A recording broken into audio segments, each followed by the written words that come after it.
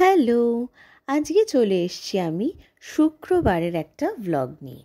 আমরা শুক্রবারে মা সন্তোষী মার পুজো করে থাকি। তো সেই পুজো করার জন্যই আমাদের বাড়ির পাশে একটা মন্দির আছে, সেই মন্দিরে আমরা চলে গিয়েছিলাম। তোমরা দেখেই নিচ্ছ যে এত গোপাল, গণেশ, এতগুলো ঠাকুর। এবার আস্তে আস্তে পুরো মন্দিরের সব ঠাকুরগুলোকে তোমাদেরকে আমি দেখিয়ে নেব। আমরা সকালবেলা স্নান করে ঘুম থেকে উঠেই চলে যাই মন্দিরে। মন্দিরে গিয়ে পুজো করি, বই পড়ি, দেন তারপরে প্রসাদ খাওয়া দাওয়া সব কিছু হয়ে থাকে। এই হচ্ছে মায়ের মূর্তি। ভালো করে দেখে নাও বন্ধুরা। তারপরে দেখতে পাবে আমরা সেদিন পুজো করে নিয়েছিলাম। শুক্রবারে আমরা এটা করেই থাকি, প্রত্যেক শুক্রবারে। আর এই মন্দিরটি ঠিক আমাদের বাড়ির একদম পাশেই আছে। এটা হচ্ছে সন্তোষী মাতার মন্দির।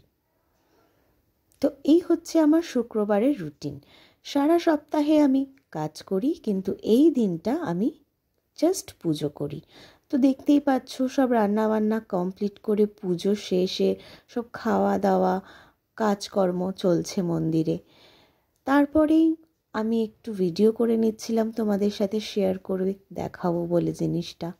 আর এই মায়ের পুজোর নিয়ম হচ্ছে ছোলা গুড় হাতে নিয়ে বই পড়ে দেন সেটা গরুকে খাওয়ানো। তো দেখতেই পাচ্ছ গরুও চলে এসেছিল, গরু খেয়ে নিচ্ছিল।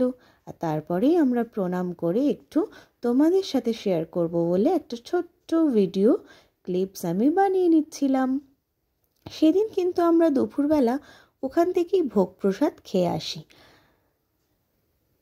আর সকালটা থাকি উপোস। তো দেখে নাও বন্ধুরা আমরা সেদিনটা কিভাবে কাটাই।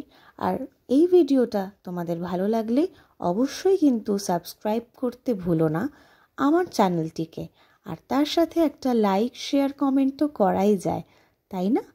তারপর দেখতে পাবে আমি রাতে কি খেয়ে নিই। সেদিন আমি শুক্রবার করে রাতে লুচি অথবা পরোটা, আলুর দম খেয়ে নিয়েছিলাম।